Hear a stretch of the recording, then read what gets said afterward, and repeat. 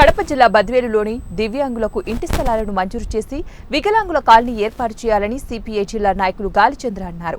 Badvel municipality పరిధిలోని మడకలవారిపల్లి గ్రామ పంచాయతీ పొలంలో విభిన్న ప్రతిభావంతులు పెద్ద ఎత్తున ఇంటి స్థలాల కోసం భూపోరాటం చేశారు.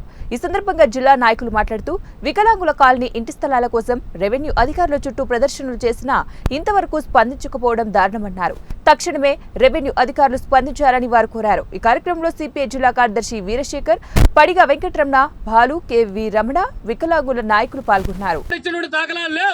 ఒకవేళ ఇచ్చినా కూడా ఎక్కడ ఇస్తామని చెప్పి అంటున్నారంటే కొండ గుట్టల పైన ఇస్తామని చెప్పి అంటా ఉన్నారు.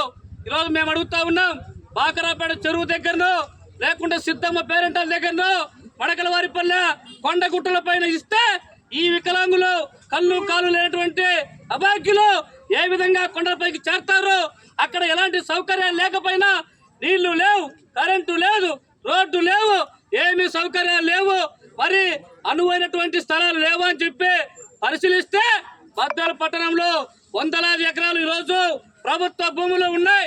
కానీ ఎవరి చేతుల్లో ఉన్నాయి చూస్తే అధికార పార్టీ నాయకుల చేతుల్లో ఉంది. మరి ఈ భూమి కూడా కుంటి సాగు చెప్తా ఉన్నారు. ఈరోజు వాస్తవంగా ఈ భూమి అంతా కూడా అది గతంలో ఉన్నటువంటి తెలుగుదేశం ప్రభుత్వం హయాంలో టిట్కో ఇళ్ళ కేటాయించారు.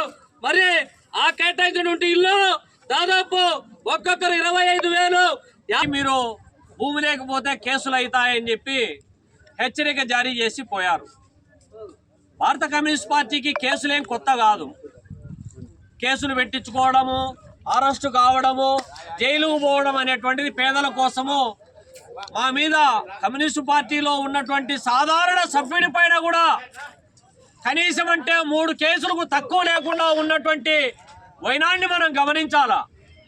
పేదల కోసం ఎలాంటి పోరాటానికైనా కేసులు, అరెస్టులు, జైళ్ళు ఇవేం కొత్త కాదు. వాటన్నిటిని కూడా అధిగమిస్తాం. ఎలాంటి కేసు